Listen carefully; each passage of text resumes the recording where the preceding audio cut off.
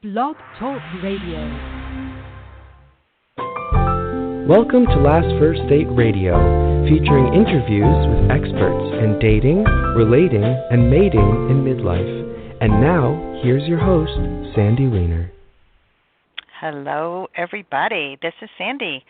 I am the founder and Chief Love Officer at Last First Date, and I want to thank you for joining me here today. Last First Date Radio is an acclaimed show about achieving healthy, off-the-charts love in the second half of life. We have a wonderful show coming up for you today. I'm going to be speaking with therapists and authors Linda and Charlie Bloom about the harmful relationship myths that are out there and why it's important to bust them if you want a healthy relationship. As a dating coach, I specialize in helping women date as the high-value women that they are in every other part of their lives. When a woman knows her true worth, she attracts her most aligned partner. And most women who come to me for support are fabulous mothers. They're successful in the workforce, but they have challenges when it comes to romantic relationships. And one of the biggest mistakes that I notice over and over again is that women often date with the same energy that they bring to their work. They come to dating with competition and one-upsmanship and argumentation. And while this makes them very successful in the workplace, it can definitely turn off the men that they're attracted to.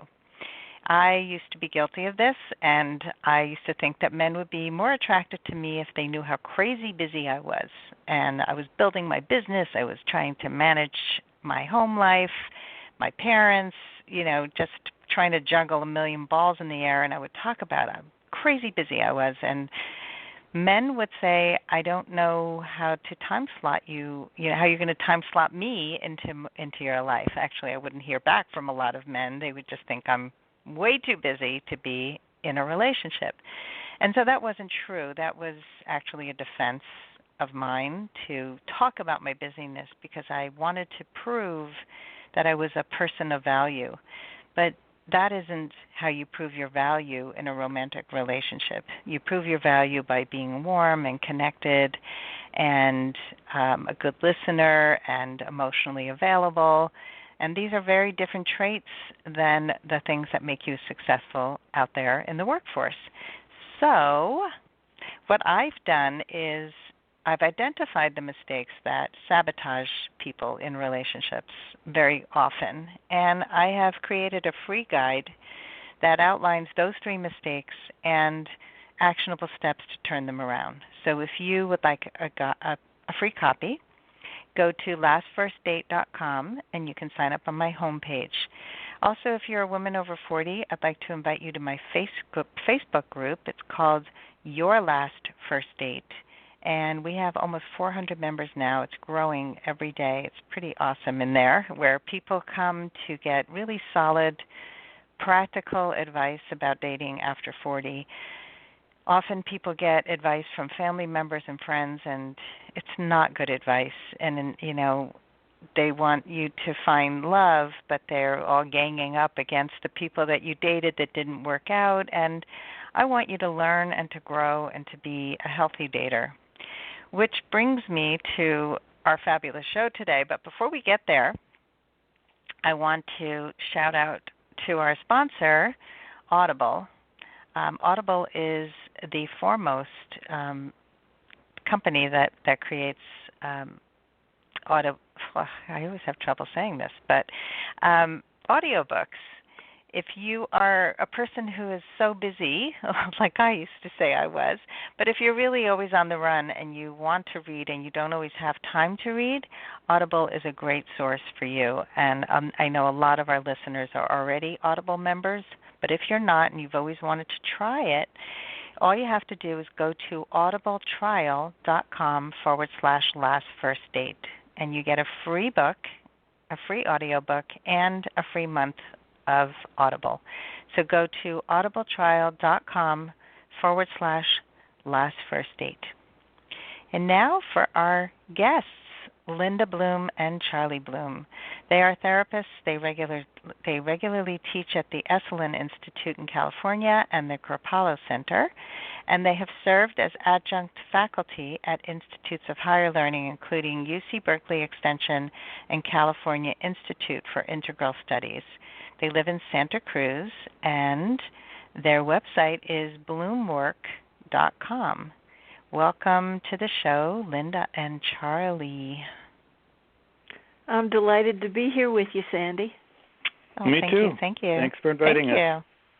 I love having couples on. I've only had a few, and it's really fun to hear a man and a woman and different points of view, and especially, a successful couple. That's always a nice thing to see. So thank you. Let's talk about myths. And people are very susceptible to believing all the myths that are out there. So how can they avoid these damaging beliefs? And if you could start out by mentioning a few of the myths that are really popular and why they're so damaging. Well, one of the ones that we run into a lot, and of course we've got a skewed sample because we're both therapists, so we see people who are in trouble, but they come with the idea that my family was so screwed up. I didn't have a happy childhood, and I'm doomed now. I'm never going to be able to have a great relationship. So we like to break that one up right away. That we find that if people got a rough start in life, that does not have to mean that they're going to have serious difficulty in relationship. It has so much more to do with how much fire in the belly you have now.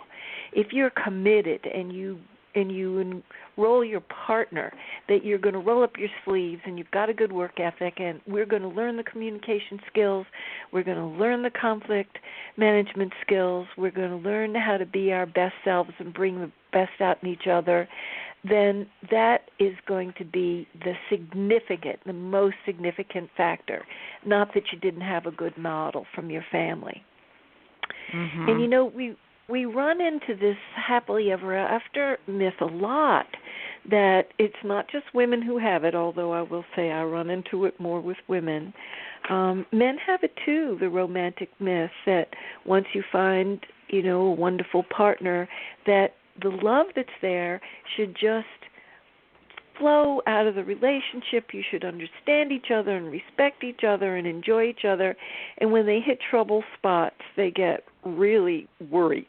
Maybe I got the wrong person, maybe I am the wrong person, maybe we're a hopeless mismatch, and it can be very frightening.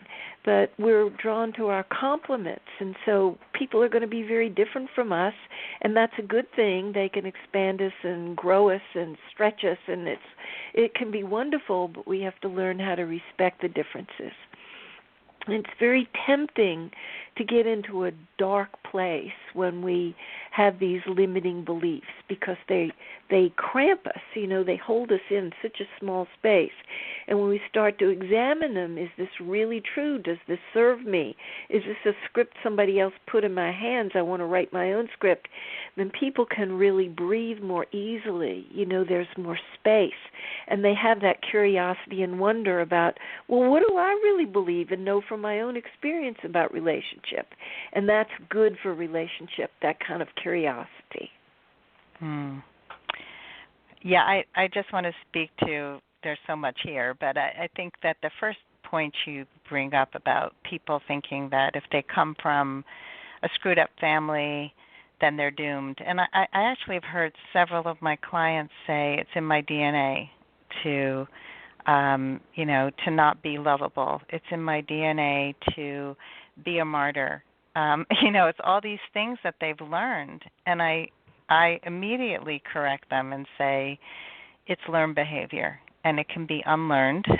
Then you have control over it. So it's important for people to know that so much that we've been conditioned to think is in our blood, in our DNA, it's our legacy. We can actually change the legacy with the right skills. Yes, I I couldn't agree more with you on that one. And what I've found, I think what we've both, Linda and I, have both seen and been struck by is how attached we humans can get to our stories about how defective we are and how much resistance so many of us have to giving up those stories. And that's one of the reasons why we wrote the book, is to give people some more evidence that a lot of the stories that they're holding on to are not only damaging limiting their chances of changing their life and opening up more possibilities for themselves, but they're contributing to the dilemma that they find themselves in. They're reinforcing the stories. They're reinforcing the behaviors that are keeping them limited and stuck. So we're really wanting to shake people up a little bit and get in their faces about how self-righteous we can become about our beliefs that, for example, there's no good men out there who are available, or once a cheater, always a cheater, which are two of the myths that we bust up in the book.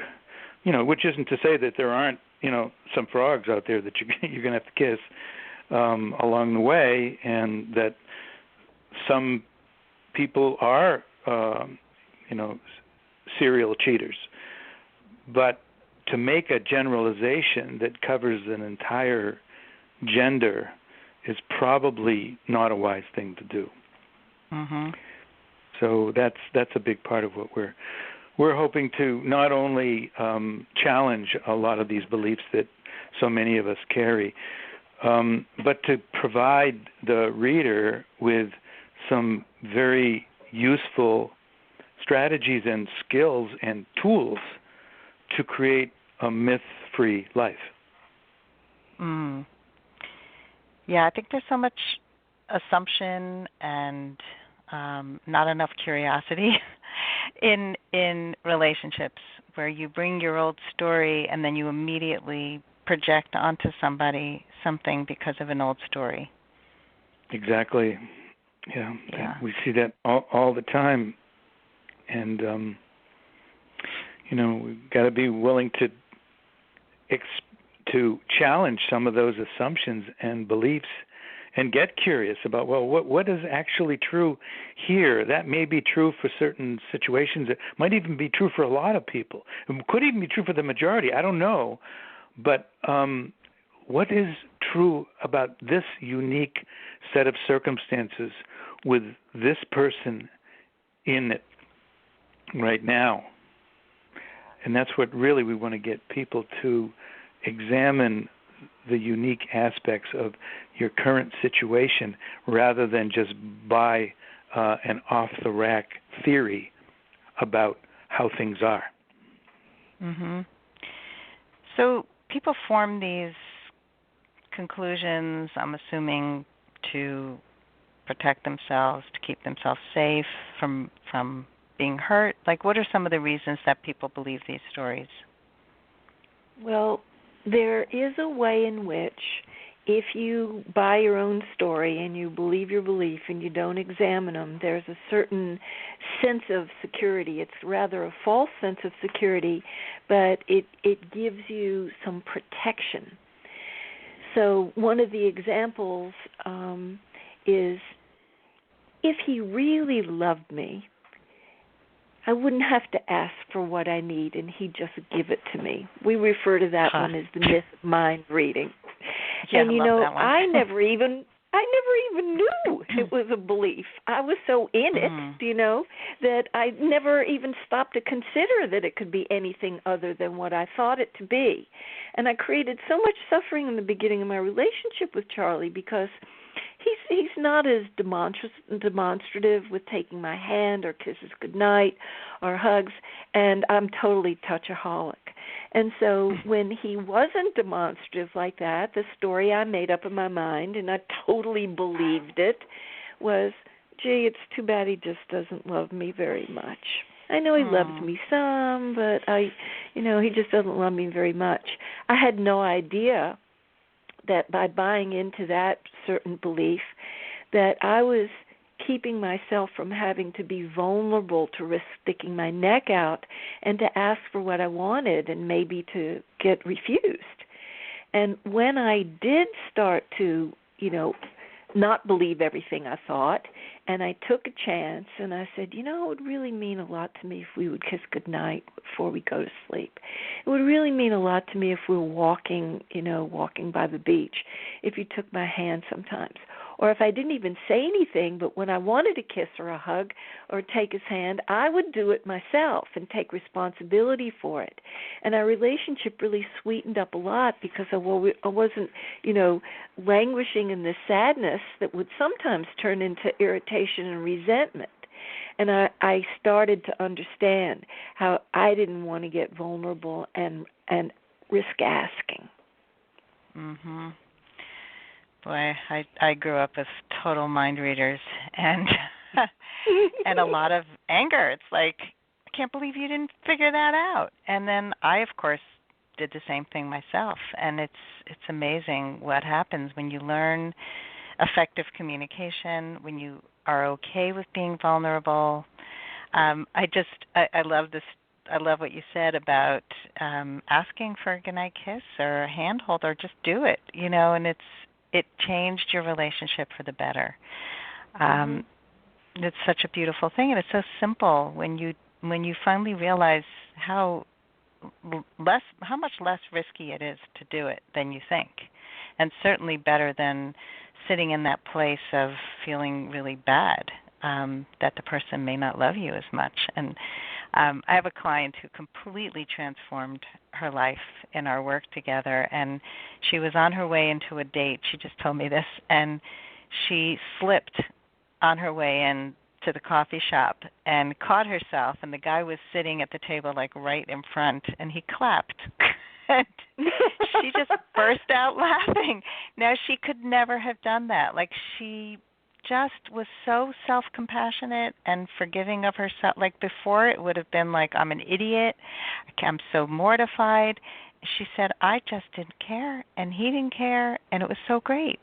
So even something as simple as that, you're meeting somebody for the first time, and you don't get all caught up in, like, I have to look good and be perfect, and, the things that we tell ourselves. Beautiful. So let's talk about that there are a lot of myths that seem to validate negative expectations rather than positive ones. Why is that?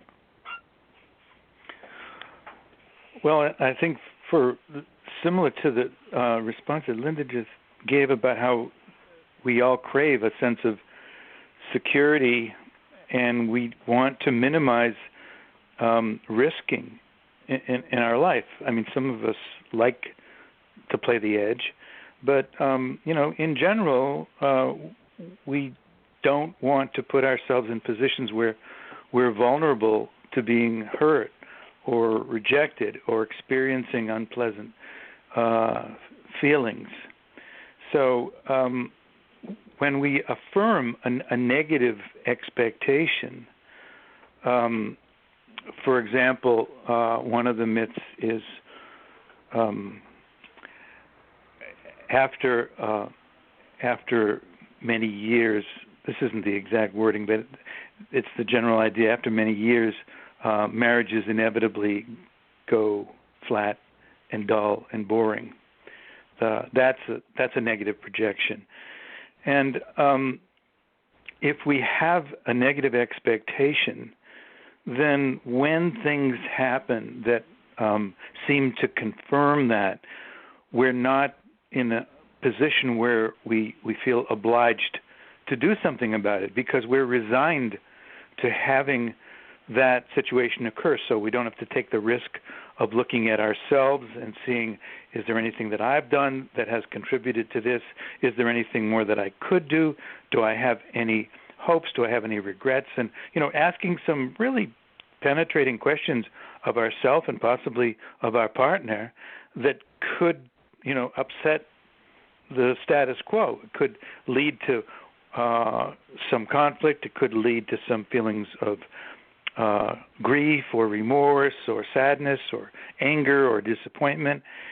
And when we have these negative expectations, it kind of insulates us from from the need to emotionally risk going into territory that might otherwise be unpleasant. Mm. Yeah, that of course, makes sense. there's a high price that we pay for avoiding that. And the Mm-hmm. price is that we create a self-fulfilling prophecy where we get to be right about our expectations because we act accordingly. I mean, if this is how things go inevitably, what's the point in even trying to have it be any different? I might as well just kind of get resigned to this as the reality that we're in and just continue living with the disappointment or the pain or the anger that we've got, because this is how it is. Mm-hmm. It's a high price. It's a real It's a high very price. high price. Very high price. Yeah. And I've definitely experienced that in an unhealthy marriage. And Mm-hmm. I felt this was as good as it got. I looked around me. I Yep. saw the same Yep. thing. And so Yep. there was evidence to support my belief that marriages are not really, they're not great.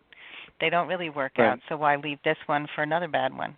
Exactly. And Yep. so I was stuck in there. I was really angry. I was hurt. I was alone, and then the risk became too high, and I lost myself. Mm-hmm. And I said, I don't need to go out and find another marriage. I need to save myself. That was the Mm-hmm. first step. I was just like, okay, Beautiful. whatever's out there. And then once I got out there, I realized, wow, there is so much more, and it's whatever you project is what you're going to find. Amen to that one. Absolutely. Absolutely. Self-fulfilling prophecy. Mhm. Yep. So let's talk about communication, because we brought it up a few times, and I'm in the middle of a communications course that I teach I teach to women about how to talk to men and listen to men and understand men, and I just think this is such an important field that we don't get enough training in. So people make mistakes and they don't know how to apologize. What would be an effective way to apologize? That's actually one of the myths in the book, is we're trying to blow up anybody, still have that myth sticking to them about love means never having to say you're sorry. Oh, God. I want that to gets people in love story. bad trouble. Mm-hmm. Yeah. And they don't want to feel the vulnerability and to learn the art form about making an effective apology, because the timing has to be it's so important. It has to be done with finesse. We need to tune into ourselves and calm ourselves down first if there's been a difficult interaction, and make sure that when we say that we're sorry, that it's completely heartfelt and sincere, that we can't, fudge about it, because the other person's not going to be satisfied. And then even if we're completely sincere, they may be still too upset and defended and protecting themselves to be able to receive the apology. Well, maybe one time isn't going to be enough. We might gesture with it, and they're still, protected, and we have to wait and bide our time and offer again. But one of the things that we think is so overlooked is just to say I'm sorry, even if you really mean it, is only going part of the way. That to say, and what I have learned from this breakdown that's going to hold me and us in good stead going forward, I've learned that you've got a sensitive spot about this, or that I've got a sensitive spot about this, and I hadn't been as aware of it before. And I'm alerted to that now. So I'm all about meaningful suffering. If we have to suffer, and part of relationship is going to have some difficult moments, that at least we make meaning from it because we learn from it. And going forward, we can make other mistakes. We don't have to make the same ones over and over. Mm-hmm. That would be good. yes, apologies are often insincere, and a lot. And I'm thinking back at my marriage too, where a lot of the "I'm sorry" is basically just "please shut up." That was the sense of I don't want to hear you talk anymore, so I'm just going to placate you. And I'm sorry you feel that way is no apology. No, it has nothing to do with you. It's just yeah. So it's people really need to learn this skill. It's so important, and I like that you mentioned that it's not always cut and dry. It's not always resolved in one conversation, and that just because and the importance of calming yourself down. I think that we often don't even know what we're feeling. And so that's actually my first class is really all about identifying your own feelings and your own needs and knowing your trigger points, because we often don't know how to name it. You know, we will say, I feel that he's treating me poorly, which is not a feeling. And so just knowing that and being able to calm yourself and give yourself empathy before being able to have the capacity to give from your heart and in an apology, because it is a form of giving, right? It's required that we're very attuned to ourselves and attuned to the other person, and that's an art form in and of itself, and that we have a little bit more vulnerability to stand there and say, are you willing yet to forgive me for this? Man, that is about, that's so vulnerable. And that's the level of opening ourselves up that requires to really feel that whatever the breach was has been healed, and that you can go on with a higher trust than before it was hurt. Yeah. Let's change the world. Okay. So let's talk about the root of conflict. And I know you mentioned that there's external and internal conflict. So what is the most common root of conflict in a relationship? From our experience, what we've noticed is that to the degree that you're not in integrity with your own truth, that is, that you're not acting in accordance with your own reality, but you're acting in accordance with some external set of beliefs or expectations that may not always be congruent with yourself, that you're going to have an internal conflict between that which you feel to be true and that which you think you should do. And that gap inevitably will show up in your external relationships. So what we've found is that when we're not in alignment with ourselves, when we're not living in integrity with our own truth, that conflict is going to show up between us and people in our life who are important to us. And that's one of the reasons why it takes more than just learning. I mean, it's helpful to learn good communication skills so that you can, make responsible statements and, speak from your own experience and minimize blame and judgment. Of course, all that stuff is really important. But if you're not really true to yourself, then you're going to continually run up against the issues that you're not resolved with in your relationship. It's going to keep showing up. And when both people are doing that, and that happens quite often, you've got a situation where there's a mutual attempt to convert the other person into the way you want them to be. And that is a huge setup. But it's inevitable. It's inevitable when, you're not really grounded in your own truth. I have a great example. One of the myths myth number 32 is independence is strength and dependence is weakness.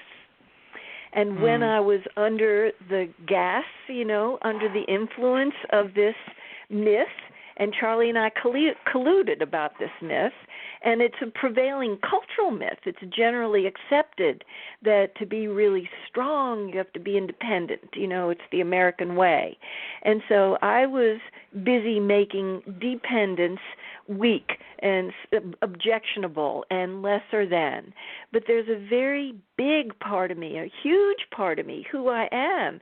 I'm a connector. I'm an extrovert. I love to talk things over. I like to process things through. Do you know I like all communication forms, verbal, nonverbal, written, all kinds. And Charlie's much more introverted, and he's a very self-contained system. So he fit into the prevailing cultural stereotype of the independent man. And so when we colluded that he was, the together one, and poor Linda, she's so dependent, she needs other people's approval and attention all the time, I was feeling bad about myself so much of the time. It really took years until I could see through that myth and see there's all kinds of ways of being in the world, and it's not lesser than. In fact, that there is a healthy dependence in every loving relationship. That's why we're in relationship with those people, is they make our life a little easier. They're strong in areas that we're not. And that dependency is not a dirty word. When I was able to get past that and be more in integrity with who I really am at my core, lo and behold, my relationship with my husband improved light years. This is such a hot topic, and I absolutely would love to talk about this for another hour, because I deal with strong, independent women who have been on their own for a while, and it is so hard for them to admit that they need a relationship, that there is a sense of dependency in a relationship that scares the heck out of them. And I think that is something you have to claim when you are seeking a relationship, that dependency is not a dirty word. It is actually critical for having a healthy relationship. I just want to put in a two cents about from the male perspective. Men need women to own that aspect of themselves, because that's how we can learn how to integrate that in our own lives. That's the gift that Linda gave me by becoming more accepting of that aspect of herself. It helped me to accept that, yeah, me too. That's true for me. And for years, I literally would not utter the word need in reference to myself. That's how phobic I was about denying my own natural state of dependence. So we couldn't create an interdependent relationship, which is what all relationships require, is a healthy amount of interdependent. We're mutually dependent upon each other for certain things, and we're also independent in certain ways ourselves, that we do take responsibility for fulfilling our own needs, but not necessarily alone. Sometimes it's in the context of the relationship. So it's not just, the person who's honoring that in themselves that's benefiting, but it's everyone in their life who needs to acknowledge that truth for themselves. Well, thank you for sharing that, because I think a lot of women don't realize how much men need that too, and that men, I write for the Good Men Project, and it's such a wonderful forum for hearing from men and helping me to see what's going on inside men and the struggles that they have. So this is such an important conversation. Thank you so much for being on the show today. This is such great stuff, and I hope that people read your book. So if you want to let people know how they can find your book and find you, please let us know. Our website is Bloomwork, BLOOMWORK.com. It's singular, not Bloomworks. It's Bloomwork. So if they can remember Bloomwork, or they can remember Linda or Charlie Bloom, they can find our way to our site. You can buy the book on our website with PayPal, because some people get a big kick, like me, out of having a signed by the author copy. But we're on Amazon and we're in bookstores all over the place. If they happen to be out of it at the time when you go to your local bookstore, they can have it for you in a few days. Great. All right. Well, thank you again, and best of luck with the book sales and with your work, and continue to do the fabulous work that you do. Thank you, Sandy, for having us on the show. I really enjoyed it. I can tell you get this stuff. You're really on our wavelength. It's fun to do an interview like that. It is. It is. I love meeting like-minded people who are on the same journey and really bringing great people. So thank you, and best of luck to you, and thank you all for listening today, and I hope you go on your last first date very soon. Take care.